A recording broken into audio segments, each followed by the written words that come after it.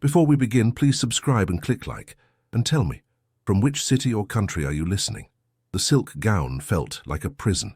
Beatrice Langford stood before the gilded mirror in her cramped bedroom, watching her lady's maid fasten the last pearl button along her spine. The dress was beautiful, pale blue with silver embroidery that caught the candlelight, but it had been purchased with borrowed money, worn to secure a marriage that would save her family from absolute ruin. She was 24 years old, and tonight at the grand winter ball at Kensington Palace, she would smile beside the Marquis of Thornbury and pretend that her future didn't terrify her. "You look lovely, my lady," Martha whispered, but even her maid's voice carried the weight of what they both knew. The Marquis was 45, a widower with cold eyes and a reputation for cruelty towards servants. But he had money, and the Langford family had none. Beatrice's father, the Viscount Langford, had gambled away their fortune years ago, dying of shame and drink before he could see his daughter reduced to this. Her mother, desperate and practical, had arranged the match with the efficiency of someone selling livestock at market. "You'll have security," her mother had said. "That's more than most women can hope for." The carriage ride to Kensington Palace was silent, except for her mother's occasional adjustments to Beatrice's hair. London rushed past the window, gas lamps illuminating cobblestone streets, vendors closing their shops, couples walking arm in arm with the easy affection that came from choosing one another.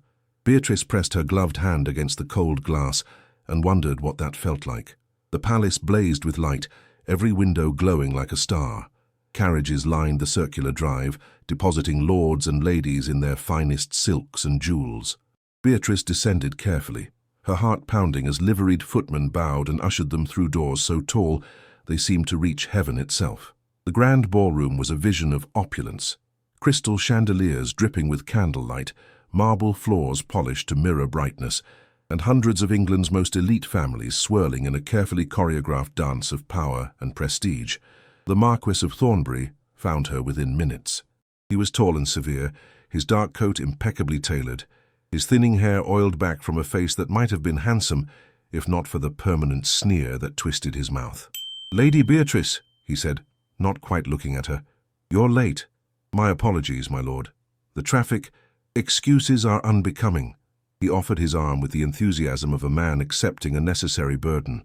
"Come, we'll dance once. Then I have business to attend to." The waltz was mechanical. He held her at a proper distance, his grip firm but impersonal, guiding her through the steps with the precision of a man who danced out of obligation rather than pleasure. Around them, other couples laughed and whispered, their faces bright with genuine joy. Beatrice felt like a ghost among the living, present but unseen, moving but not truly alive. When the music ended, the Marquis released her immediately. "I must speak with Lord Pemberton about investments. Entertain yourself for an hour. Do not embarrass me by appearing lost or friendless." He disappeared into the crowd before she could respond. Beatrice stood at the edge of the ballroom, watching the kaleidoscope of color and movement, feeling the familiar ache of invisibility settle over her like a cloak. She had spent years perfecting this role, the shadow in elegant rooms, the name on guest lists that no one quite remembered. She was useful for filling spaces at dinner tables, for nodding politely during boring conversations, for being present without demanding attention. "My dear Beatrice, still waiting for your merchant Marquess to remember you exist." The voice was honeyed poison. Lady Vivian Carlyle appeared at her elbow, resplendent in crimson silk that perfectly complemented her dark hair and cruel smile. She had tormented Beatrice since their debut season, sensing weakness the way predators sense wounded prey. "I saw him disappear toward the card-room. Tell me, does he even know your Christian name, or does he just call you the Langford girl?" "Excuse me, Lady Vivian, I need air." Beatrice turned away, refusing to give her the satisfaction of tears. "Oh, do run along to the gardens," Vivian called after her, loud enough for nearby guests to hear. "Perhaps the flowers will appreciate your company, since no one else does." Laughter followed Beatrice as she fled through the French doors into the winter night. The cold hit her like a slap, but she welcomed it. Anything was better than that suffocating ballroom where she would always be the poor relation, the desperate girl, the transaction disguised in silk. The gardens of Kensington Palace were magnificent even in December, with carefully trimmed hedges dusted with frost and stone pathways lit by torches that cast dancing shadows. Beatrice walked quickly, her breath forming clouds in the frigid air, needing to escape the music and laughter that seemed to mock her. She turned a corner past a row of bare rose bushes and stopped abruptly. In a small alcove partially hidden by an ornamental arch, she saw them. The Marquis of Thornbury and Lady Vivian Carlyle, locked in an embrace so passionate it left no room for doubt. His hands tangled in her dark hair, her body pressed against his, both of them completely absorbed in each other. The world tilted. Beatrice couldn't breathe, couldn't move, couldn't process what her eyes were showing her.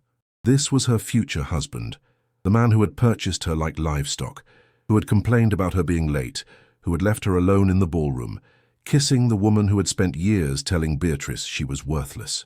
Lady Vivian's eyes opened and found Beatrice over the Marquis's shoulder. She smiled, a terrible, triumphant smile, and deliberately deepened the kiss, her hands moving possessively over his back. Beatrice ran. She didn't care if they heard her, didn't care about propriety or consequences. She simply ran deeper into the gardens, tears finally breaking free, hot against her frozen cheeks. The betrayal wasn't that he didn't love her.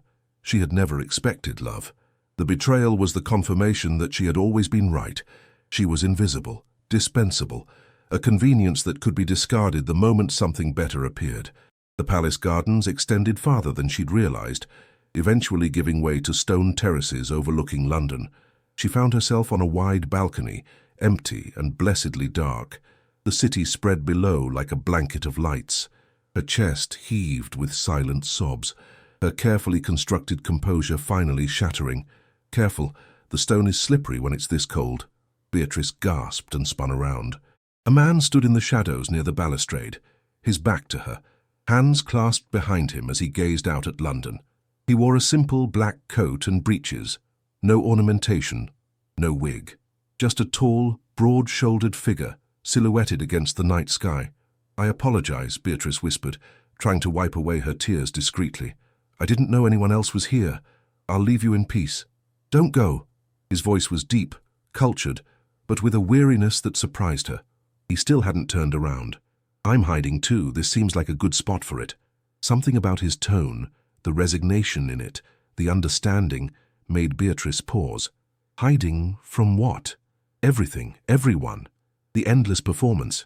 He finally turned, and Beatrice saw his face for the first time. He was perhaps 30, with strong features softened by genuine sadness in his dark eyes. Handsome, but not in the polished, artificial way of court dandies. There was something real about him, something exhausted. "You're crying." "I'm fine." "You're not." He took a step closer, his expression concerned rather than judgmental. "What happened?" Beatrice laughed, a broken sound. "What didn't happen? I'm being sold in marriage to a man who just spent the evening kissing another woman in the gardens. A woman who has made it her life's mission to remind me that I'll never be more than a beggar with a title." The words tumbled out before she could stop them. "I'm 24 years old and I've spent my entire life being invisible, being nothing, and tonight I discovered that even my future husband sees me as nothing." The stranger's jaw tightened. "You're not nothing. You don't know me.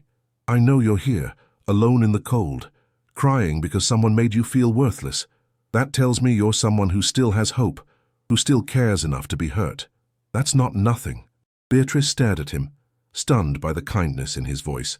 When was the last time someone had spoken to her like she mattered? When had anyone seen past the convenient fiction of her existence?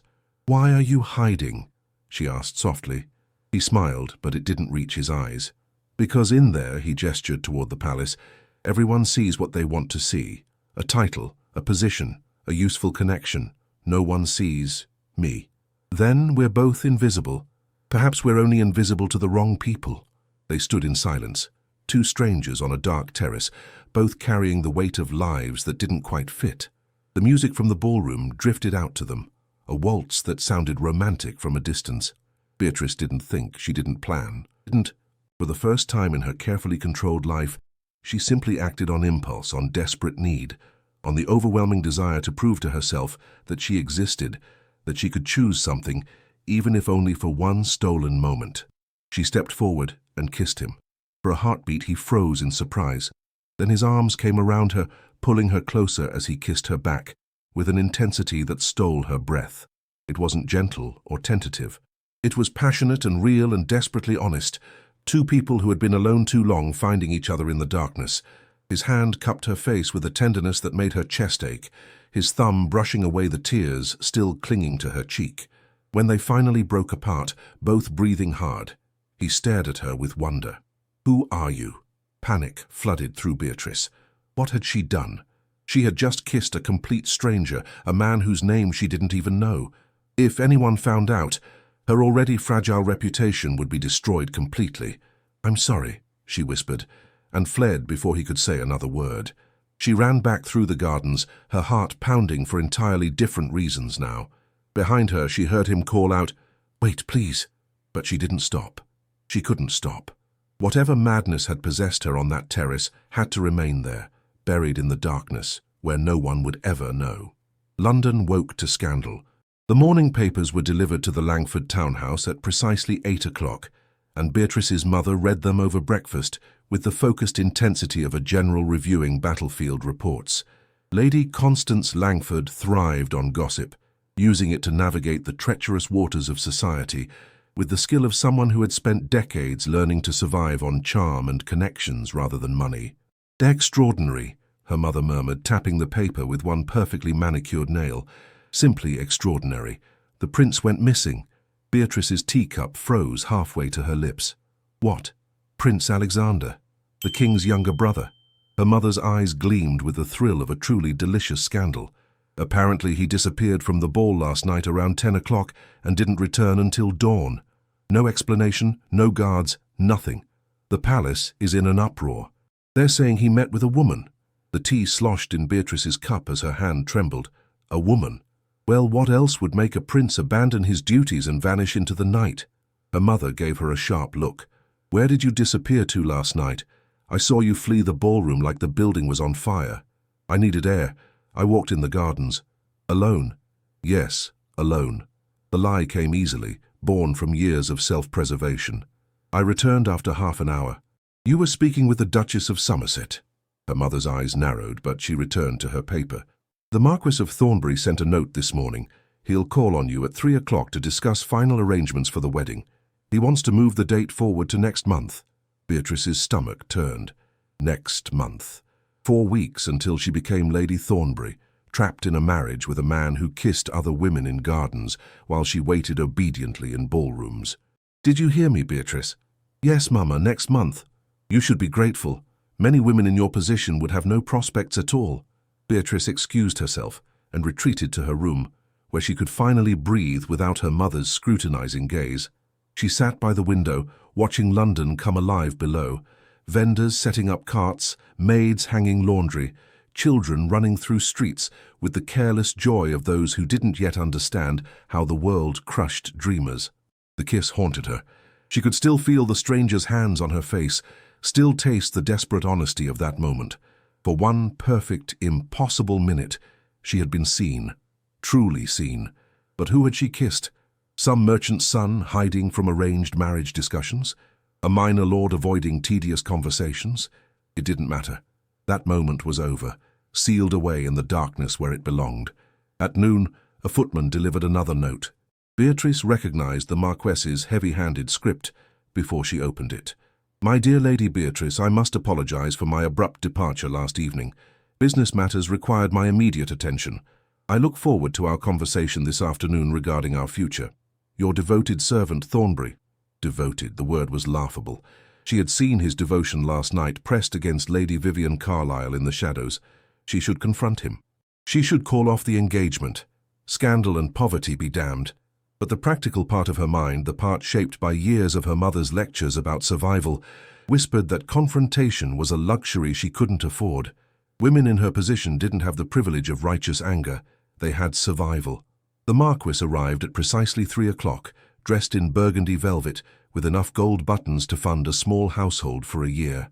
He sat in the drawing room with the posture of a man visiting a business partner, rather than his future wife. "Lady Beatrice, I'll be direct. I want the wedding moved to February 14th. That's only 5 weeks away, my lord. I'm aware of the calendar." His tone suggested she had said something stupid. "I have investments maturing in March, and prefer to have my domestic affairs settled before focusing on financial matters. You understand?" domestic affairs. As if she were a ledger to be balanced. Of course, my lord. Good. He stood, clearly considering the meeting concluded. Oh, one more thing. I'd prefer if you didn't attend Lady Pemberton's soirée next week. There will be significant business discussions and wives are unnecessary distractions. I'm not your wife yet. The words escaped before Beatrice could stop them. The Marquis turned slowly, his expression darkening. No, but you will be. And it would serve you well to begin understanding your place now rather than later. He smiled, but it was cold as January frost.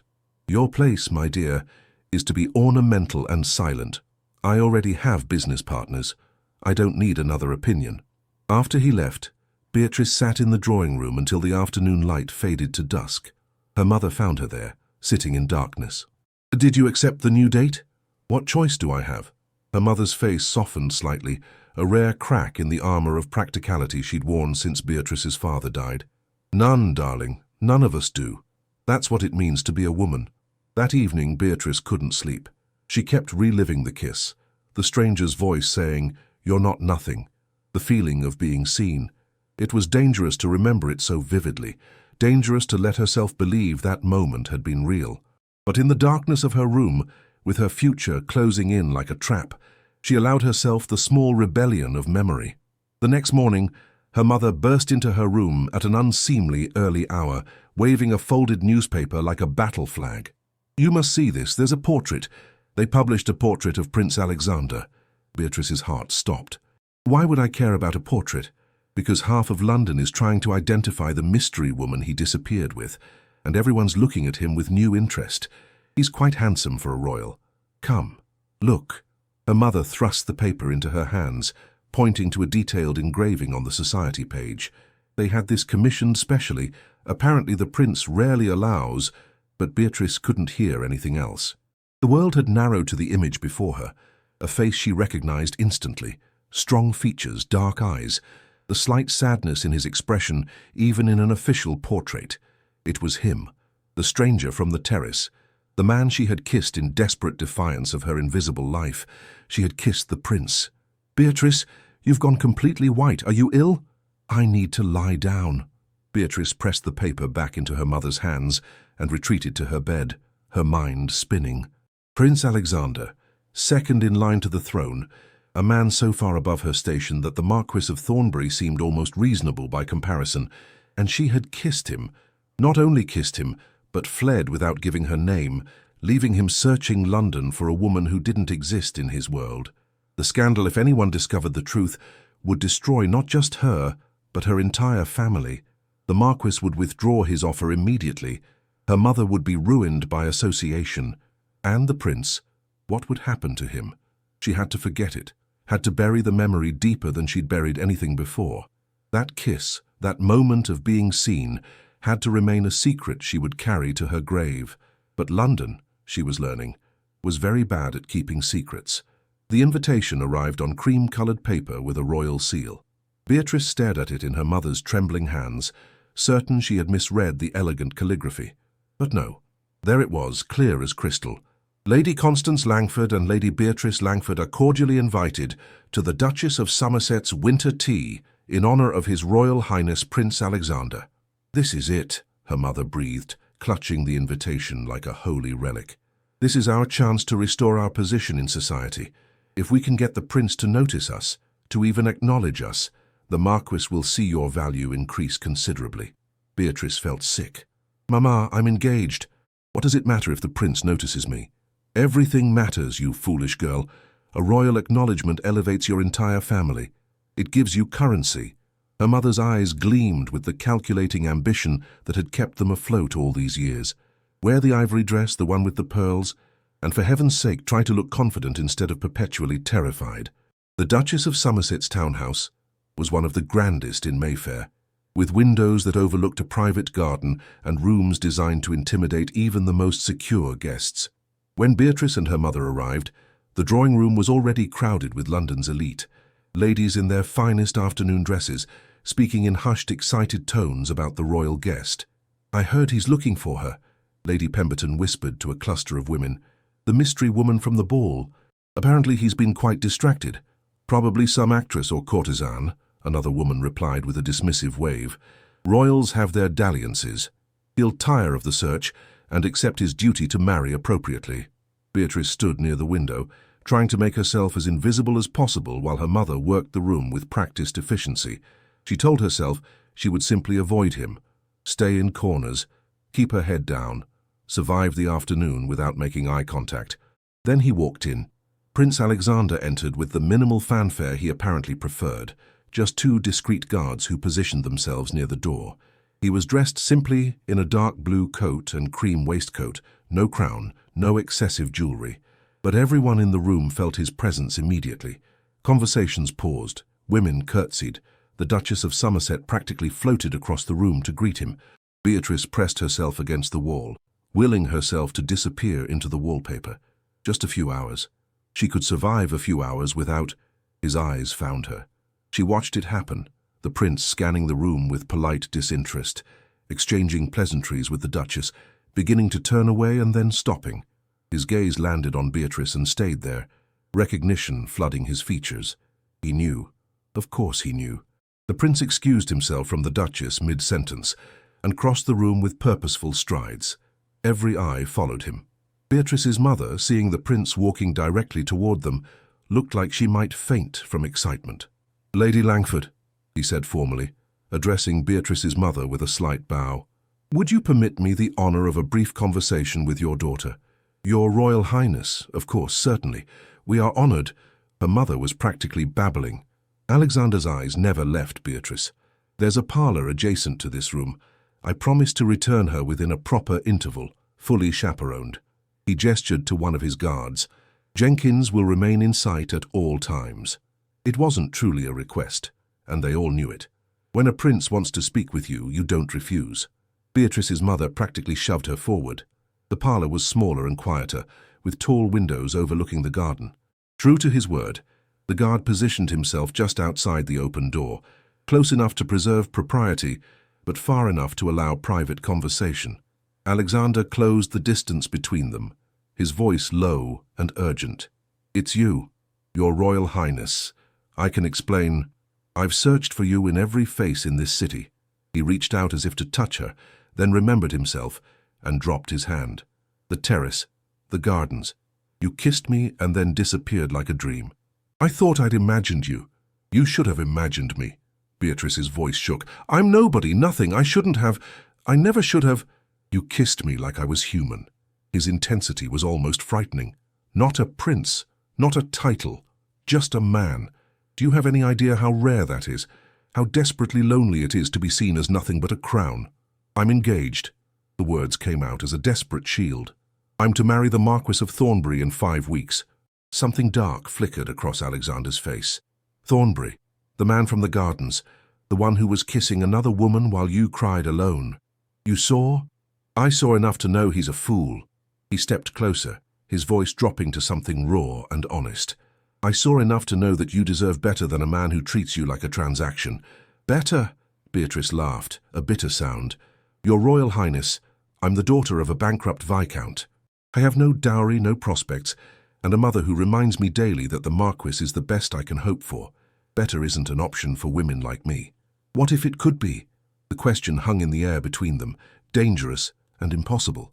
"It can't be." Beatrice forced herself to meet his eyes. "You're second in line to the throne.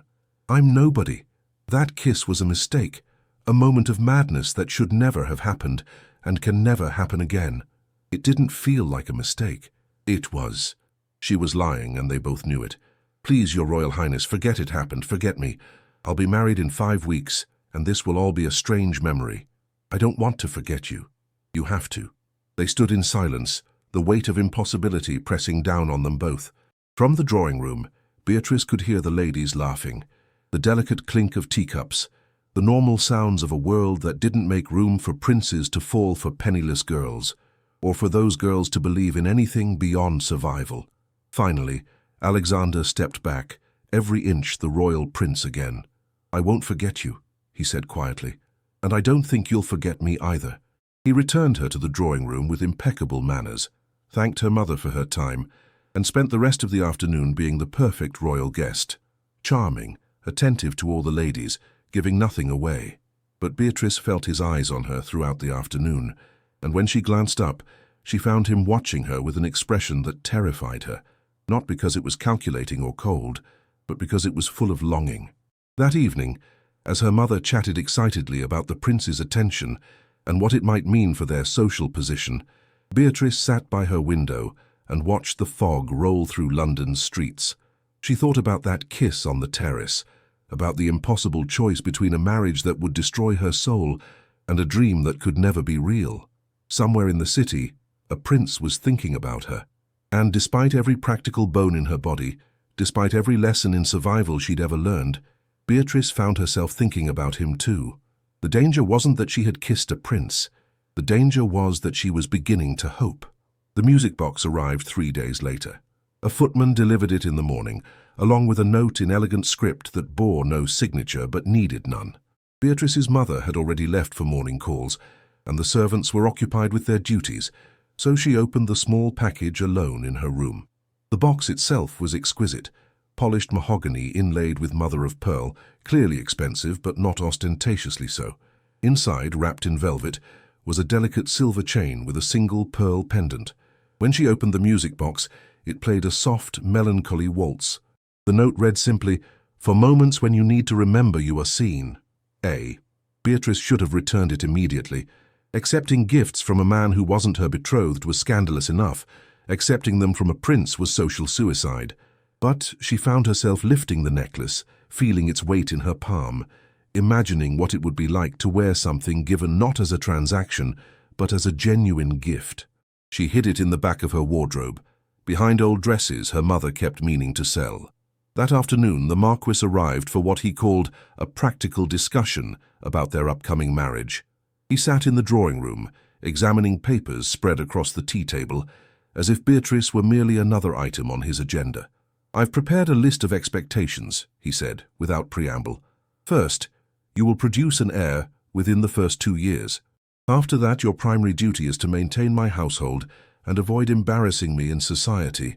Beatrice stared at the papers, literal lists of rules, duties, restrictions. "My lord, this sounds less like a marriage and more like a contract of employment." "Marriage is a contract, my dear. Better to be clear about terms from the beginning." He glanced up, his eyes cold. "I've also included a provision regarding infidelity. Mine is acceptable within certain discrete parameters. Yours will result in immediate annulment and financial ruin for your family." The casual cruelty took her breath away. "You're saying you can betray me, but I cannot betray you? I'm saying I'm a man with needs, and you're a woman who should know her place." He gathered his papers with the satisfied air of someone who had concluded a successful negotiation. "Sign these by next week. My solicitor will handle the rest." After he left, Beatrice sat alone with the contract, reading through line after line of cold legal language that reduced her life to obligations and restrictions. This was her future, a loveless marriage to a cruel man who saw her as property, who kissed other women in gardens while she waited obediently for him to remember she existed. That evening, she attended Lady Pemberton's soirée, one of the last social events she'd be allowed to attend before the Marquess forbade such unnecessary distractions. The party was elegant but crowded, with too many people pressed into too small a space, all talking too loudly about things that didn't matter. She was hiding near the refreshment table, trying to avoid Lady Vivian Carlyle's mocking stares, when a familiar voice spoke beside her. "You look like you're planning an escape." Beatrice turned to find Prince Alexander standing next to her, holding 2 glasses of champagne. He wore civilian clothes, a simple black coat and white cravat, as if trying to blend in, though his bearing made that impossible. "Your Royal Highness, I didn't know you'd be here. I wasn't invited. I came because I knew you would be." He offered her one of the glasses. "I've been thinking about our conversation, about what you said regarding your engagement. Please don't." Beatrice glanced around nervously. People were starting to notice them, whispers spreading like fire. "We can't be seen talking like this. People will assume—" "Let them assume." There was something determined in his expression, something that both thrilled and terrified her. "Dance with me." "I can't. One dance. I promise to be a perfect gentleman." Before she could protest further, he guided her to the center of the room where couples were already waltzing. His hand found the small of her back. Her hand fit into his, and suddenly they were moving together, as if they'd danced 1,000 times before. "You shouldn't have come," Beatrice whispered, acutely aware of every eye in the room watching them. "The scandal—" "I don't care about scandal. You should. You're a prince. And you're remarkable." He pulled her slightly closer, just enough to be improper. "I've spent 3 days trying to convince myself to forget you, to accept that you'll marry Thornbury and I'll return to my duties, and life will continue as it was before, but I can't do it." "Why not?" "Because that kiss changed everything." His voice was low, meant only for her. "Because for the first time in my life, someone looked at me and saw Alexander, not His Royal Highness. Because when I'm with you, I feel like I can breathe." Beatrice's heart was racing. "This is impossible. Even if I weren't engaged, even if my family didn't need this marriage, you're a prince. You can't marry someone like me." "Why not?" "Because I'm nobody." "You are not nobody."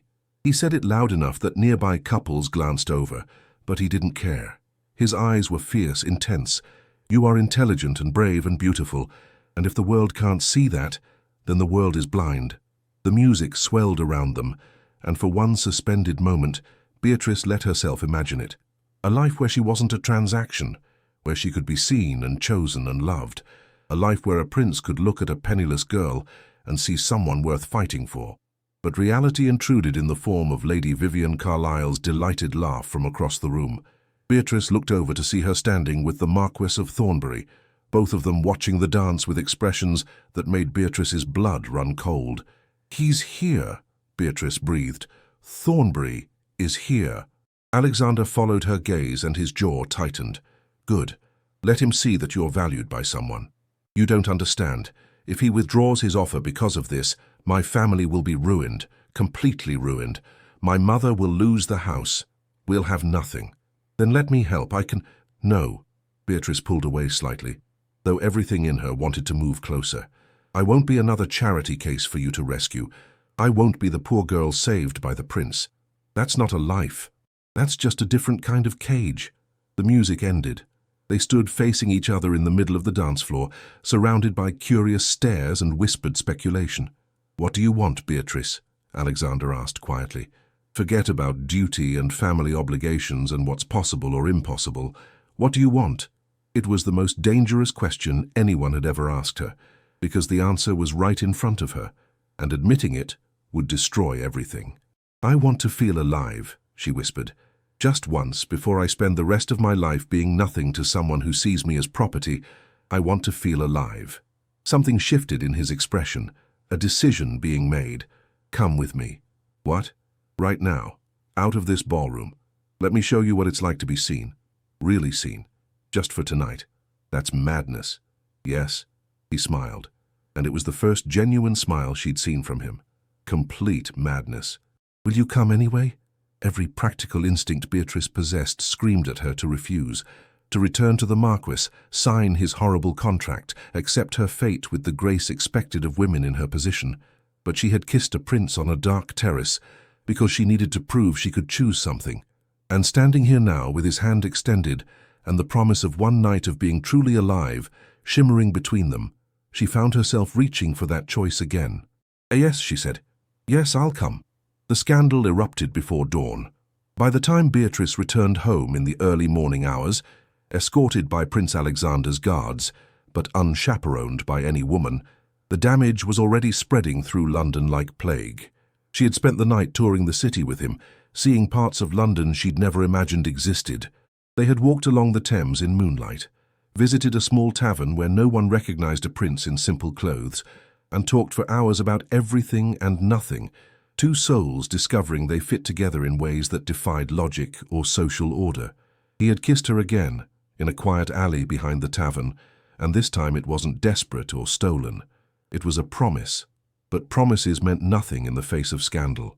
Beatrice's mother was waiting in the drawing room, still in her nightgown, a dozen morning papers spread across every surface. Her face was white with fury and terror. "What have you done?" Lady Constance's voice shook. "What in God's name have you done?" Beatrice looked at the headlines and felt the world collapse. Mystery woman identified. Prince Alexander's midnight companion revealed as engaged Lady Beatrice Langford. Royal romance or scandal? Prince abandons ball for penniless Viscountess? Marquis of Thornbury betrayed, wedding in jeopardy. Mama, I can explain. Explain? You disappeared from Lady Pemberton's soiree with the prince. You were gone until 3 in the morning. Every gossip in London saw you leave together. Her mother grabbed one of the papers, waving it like evidence in a trial. The Marquess sent word an hour ago. The engagement is over unless you can prove this was an innocent mistake. But it's not innocent, is it? Look at your face. You're in love with him. Beatrice couldn't deny it. The night had changed everything. Alexander had shown her what it felt like to be chosen, to be valued, to matter to someone who saw beyond her lack of fortune to the person beneath. What if I am? The words came out stronger than she intended. What if for once in my life I chose something for myself, instead of accepting whatever scraps I'm offered? Then you've chosen ruin, her mother's voice cracked. The Marquess will demand compensation for breach of contract. Money we don't have. Without this marriage we lose the house, the servants, everything. And for what? A prince who will never be allowed to marry you? As if summoned by the conversation, a royal messenger arrived at noon with a formal summons. The Queen Mother requested Lady Beatrice Langford's presence at Buckingham Palace that afternoon. It was not an invitation that could be refused. The palace was even more imposing in daylight, all white stone and gold gates, guards in elaborate uniforms standing at rigid attention. Beatrice was escorted through corridors hung with portraits of monarchs dating back centuries, each one staring down with expressions of stern judgment. She felt like a prisoner walking to sentencing. The Queen Mother received her in a private drawing room, decorated in royal blue and gold. She was an intimidating woman in her 60s, still beautiful in the way of people who had never questioned their own importance. She didn't invite Beatrice to sit. "So you're the girl causing such chaos?" The Queen Mother's voice was ice wrapped in silk. "My son tells me you're remarkable. I see an opportunistic young woman who has trapped a prince with theatrical tears and calculated kisses. Your Majesty, I never intended—" "Intentions are irrelevant. Results are what matter." She circled Beatrice like a hunter examining prey. "You are penniless, your family is disgraced, and you were engaged to another man when you seduced my son. Do you truly believe we would allow such a match?" "I don't expect anything, Your Majesty." "Good, because Alexander's duty is to the crown, not to fleeting infatuations. He will marry Princess Margarethe of Bavaria next spring. The arrangements are nearly finalized." She smiled, but it was cruel. "You will disappear from his life gracefully, or I will ensure your family suffers consequences that will make simple poverty seem merciful." Beatrice left the palace with tears streaming down her face, not from fear but from rage. The Queen Mother was right about one thing: she was nobody. But being nobody didn't mean she had to accept being nothing. The next week was torture. Lady Vivian Carlyle wasted no time spreading the most vicious version of events, painting Beatrice as a scheming temptress who had deliberately targeted the prince while engaged to another man. The Marquis of Thornbury made his position clear through his solicitors. The engagement was over, and he demanded compensation of £5,000 for the breach, a sum so astronomical that it might as well have been 5 million. Beatrice stopped attending social events. There was no point. Every drawing room she entered would fall silent. Every woman would turn away. She was ruined, and everyone knew it. But Alexander refused to disappear. He sent flowers daily. He appeared at the Langford townhouse repeatedly, though Beatrice's mother turned him away each time. His persistence was both heartbreaking and dangerous, every visit adding fuel to the scandal, making her position worse. On the 10th day after the scandal erupted, Beatrice finally agreed to see him.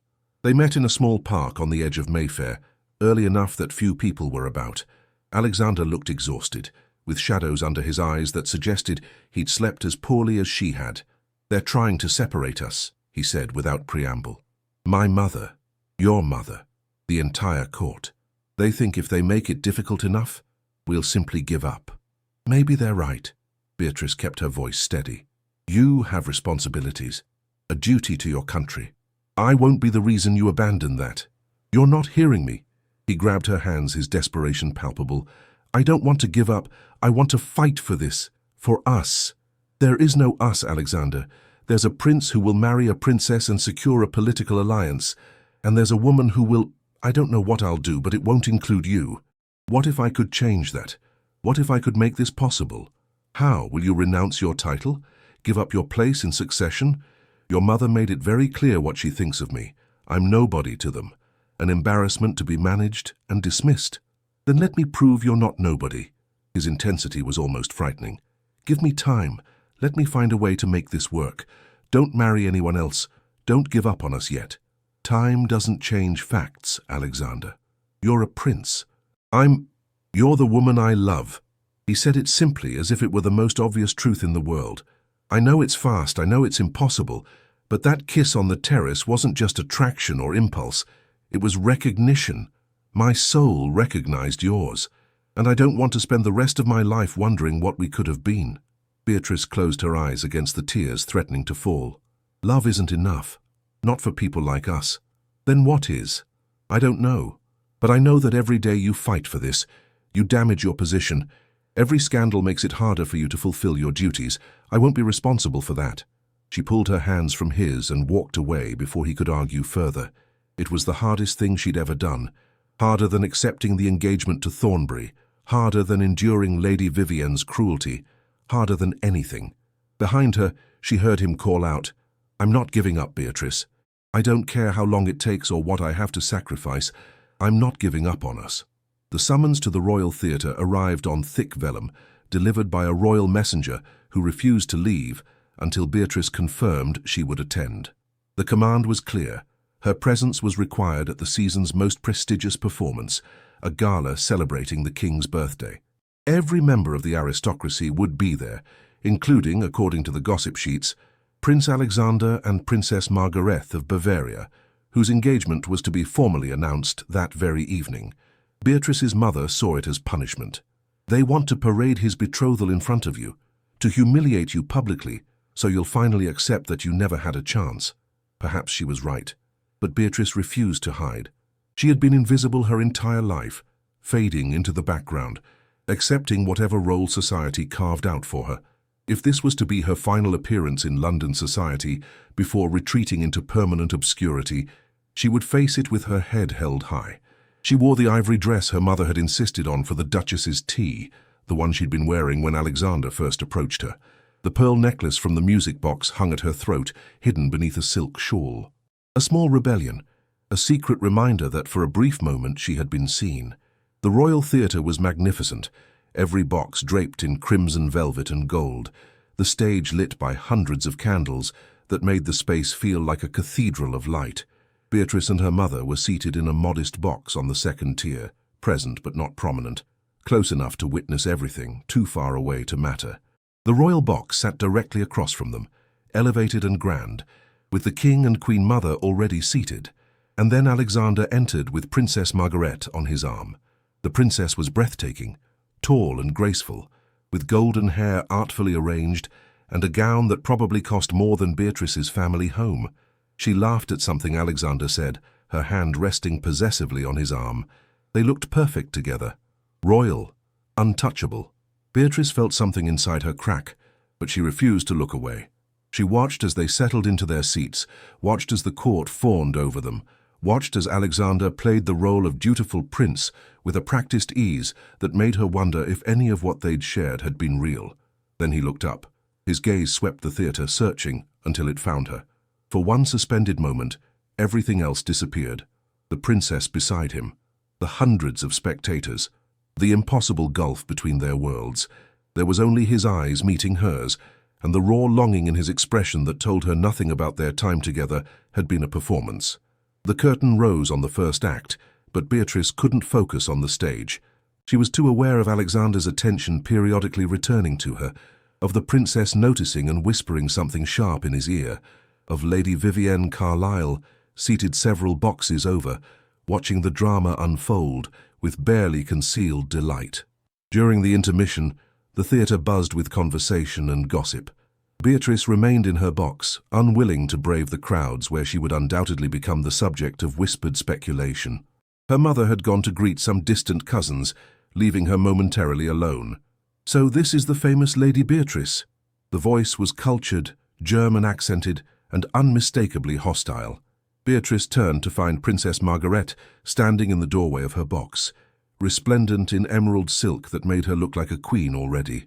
"Your Highness," Beatrice curtsied, her heart pounding. I thought I should meet the woman causing such trouble. Margaretta's smile was sharp as glass. Alexander speaks of you constantly. It's rather tiresome. I apologize for any inconvenience. Do you love him? The question was direct, cutting through social niceties. Or is this simply an advantageous infatuation? A way to elevate yourself through scandal? I love him. The truth escaped before Beatrice could calculate a more diplomatic response. But I've told him it doesn't matter. He has responsibilities. You're the better match for him in every way. Margaret studied her with eyes that missed nothing. You're right. I am the better match. I bring political alliances, wealth, and royal breeding. What do you bring? Bankruptcy and scandal. Nothing, Beatrice admitted quietly. I bring nothing except the love of a woman who sees him as a man, not a crown. But that's not enough in your world, is it? Something flickered in Margaret's expression. Respect, perhaps, or pity. No, it's not. She turned to leave, then paused. He will marry me, you know. The announcement will be made tonight after the final curtain. His mother has ensured it. I suggest you prepare yourself. After she left, Beatrice sat in the empty box, fighting to maintain composure. This was always how it would end. Princes married princesses. Girls like her married whoever would have them, or lived quiet lives of genteel poverty if no one would. The second act began, but Beatrice barely registered it. She was too busy building walls around her heart, trying to protect herself from the announcement that would make everything final. Alexander would stand beside Margaret, the court would celebrate, and Beatrice would become a footnote, the girl who almost loved a prince. She was so focused on her internal battle that she almost missed the moment when Alexander stood up in the royal box. The king was mid-speech, welcoming the audience back after intermission, when Alexander rose and walked to the front of the box. The king stopped talking, confused. The Queen Mother reached for Alexander's arm, but he stepped away from her grasp. Father, Your Majesty. Alexander's voice carried through the theatre, silencing every conversation. I apologize for the interruption, but I have something I must say, something I should have said weeks ago. The king's face reddened with anger. Alexander, sit down. This is neither the time nor it's exactly the time. Alexander's hands gripped the balcony railing. I've spent my entire life being the dutiful son, the appropriate prince, the man who never questioned what was expected of him. But I can't do it anymore, not when it means betraying the only real thing I've ever felt. Beatrice's heart stopped. No, he couldn't be doing this. Not here. Not now. But Alexander continued, his eyes finding hers across the crowded theatre. I'm in love with Lady Beatrice Langford.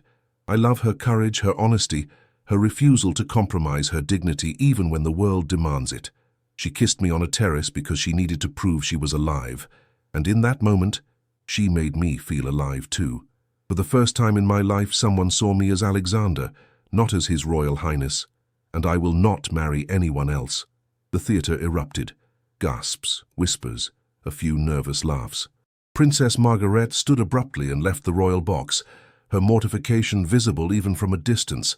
The Queen Mother looked murderous. The king appeared to be choking, but Alexander ignored all of it. He left the royal box and crossed the theatre, moving through the stunned crowd with singular purpose.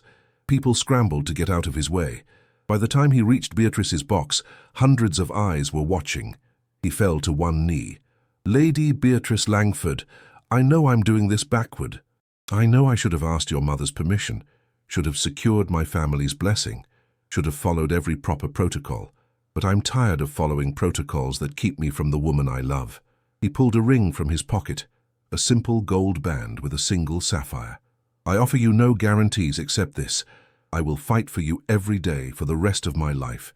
I will love you through every scandal, every obstacle, every person who tries to tell us this is impossible. Will you marry me? The theatre held its collective breath.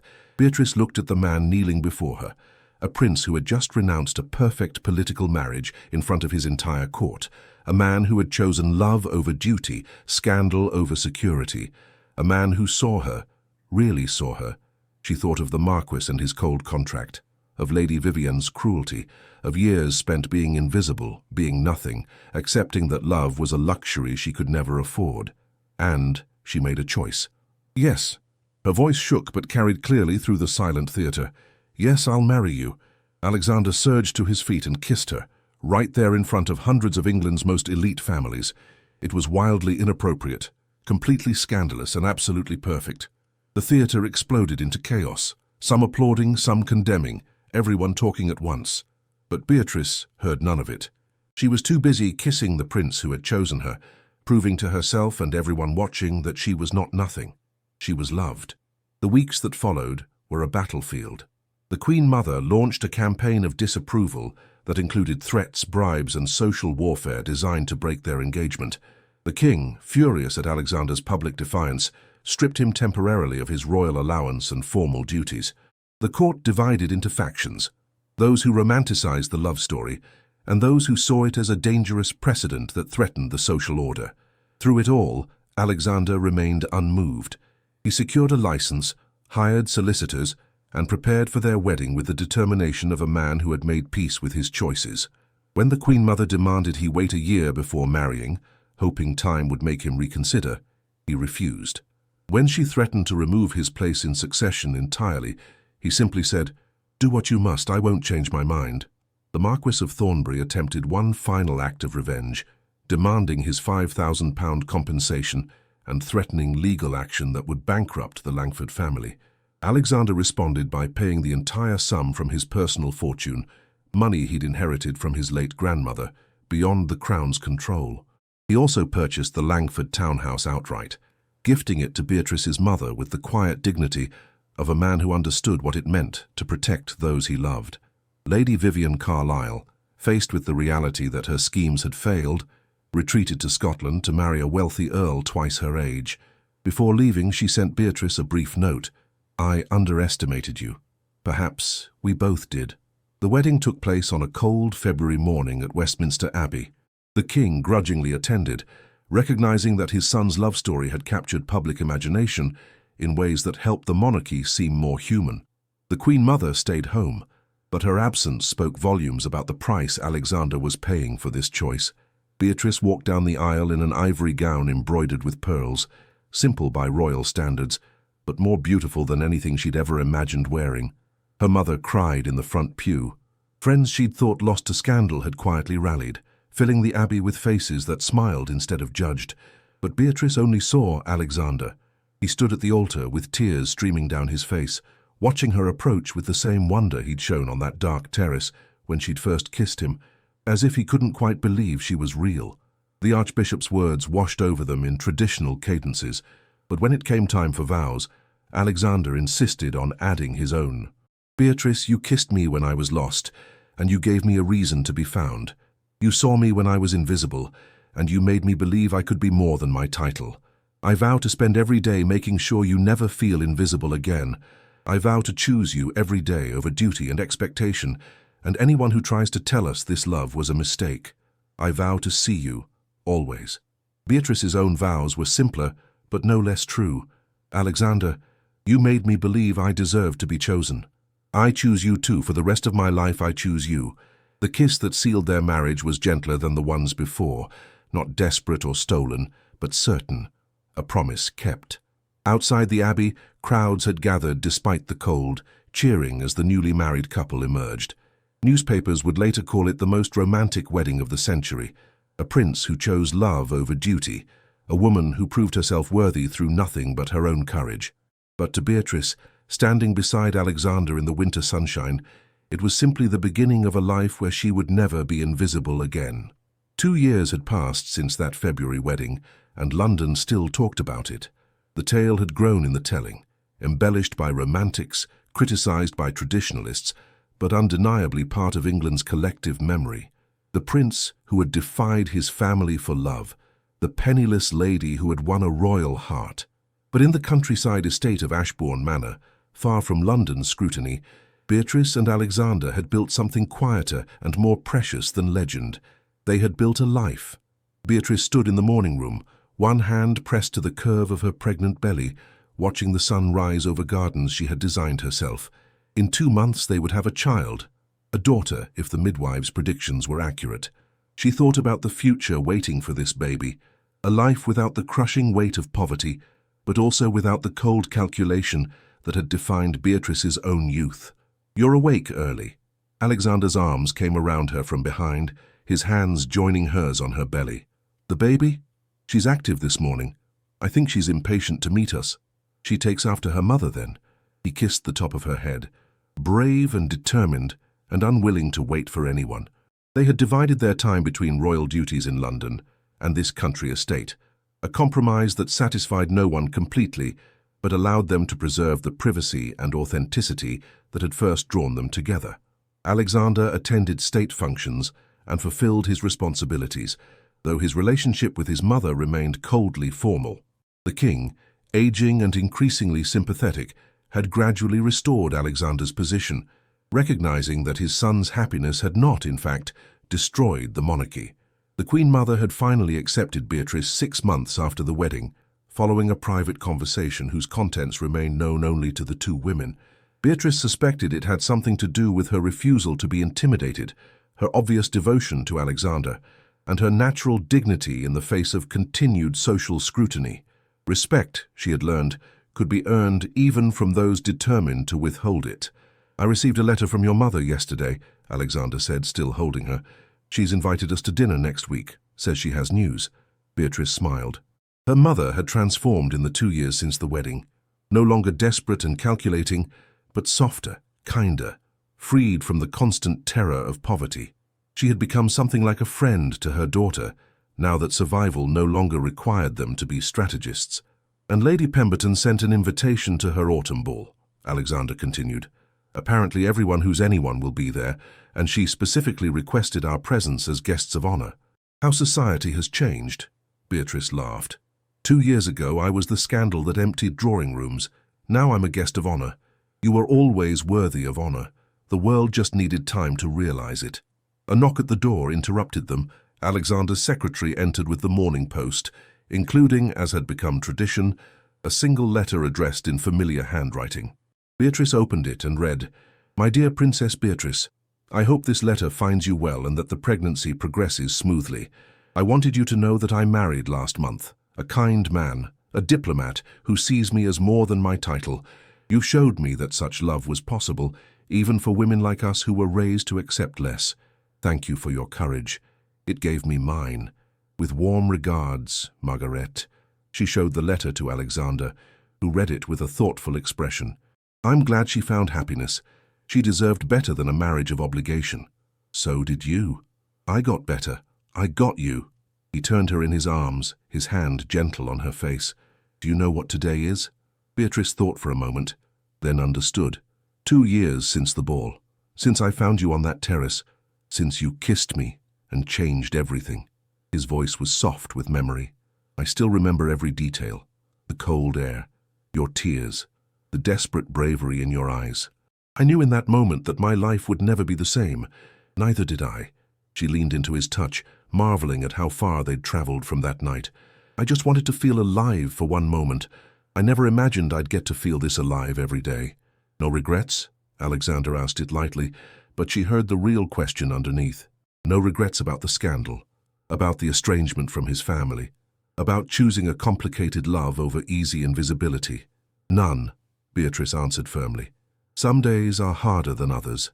Some people still whisper, but every morning I wake up next to you, and I'm grateful that I had the courage to kiss a stranger on a terrace instead of accepting the life everyone said I deserved." They stood together in the morning light, a prince and a princess who had fought for each other against impossible odds. Their daughter kicked between them, a reminder of the future they were building, one where love could triumph over duty, where courage could overcome circumstance, where a woman who had been invisible could become a legend. Outside, the world continued turning. London society moved on to new scandals, new romances, new stories to tell. The Queen Mother maintained her dignified disapproval, but attended royal functions where Beatrice was present, a cold peace that would perhaps one day thaw into something warmer. The Marquis of Thornbury had died the previous winter, alone and unmourned, a footnote in a story that no longer belonged to him. But here, in this quiet morning room in the countryside, Beatrice and Alexander held each other and remembered the moment that had started it all, a stolen kiss on a dark terrace. A desperate act of courage that had led to everything. "I love you," Alexander whispered against her hair. "Every day I love you more than the day before." I love you too, Beatrice answered, her hand finding his. Thank you for seeing me. Thank you for kissing me. They stood together as the sun fully rose, painting the room in gold and rose light, two people who had dared to believe that love could be enough, and they had been right. Against all odds, against all opposition, against a world that tried to tell them their love was impossible, they had been right. Love was enough. It had always been enough.